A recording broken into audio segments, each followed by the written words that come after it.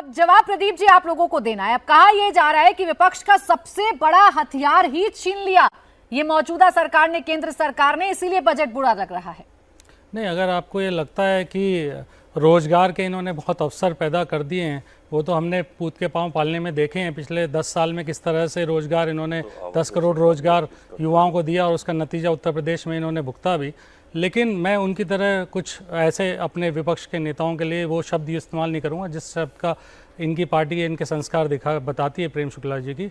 आप ये बताइए कि अगर रोजगार में देखिए, आप बीच में मत बोलिए, बीच में मत बोलिए प्रेम शुक्ला जी, धैर्य।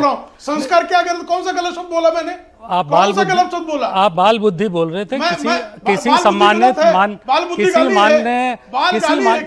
आप बीच में मत बोलिए, आप बीच में मत बोलिए, चिल्लाने को हम भी चिल्ला सकते हैं। बीच में मत बोलिए, चुप करिए, चुप करिए, बीच में मत बोलिए, बीच में बदतमीजी करते हैं। किसी के संस्कार पर नहीं, चुप करिए, बीच में मत बोलिए, बात होने दीजिए, शालीन तरीके से बात होने दीजिए। आप अशालीन व्यक्ति हैं, शालीन तरीके से बात होने नहीं देते।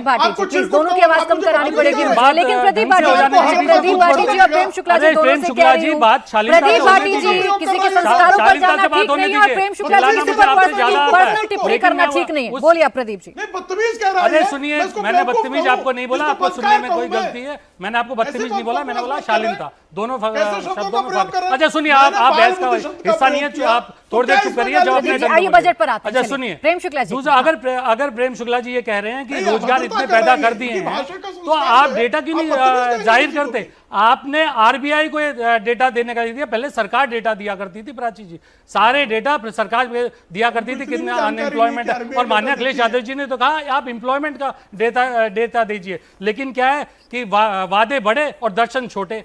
इन्होंने क्या किया, बड़ी बड़ी वादे किए किसानों के लिए, एग्रीकल्चर में हम इतना बड़ा रिफॉर्म लेके आ जाएंगे। इकोनॉमिक सर्वे में क्या निकला, घोड़ा पहाड़ निकली चुईया। 1.4% एग्रीकल्चर ग्रोथ है। कल का इकोनॉमिक सर्वे उठा के पढ़ लीजिएगा शुक्ला जी।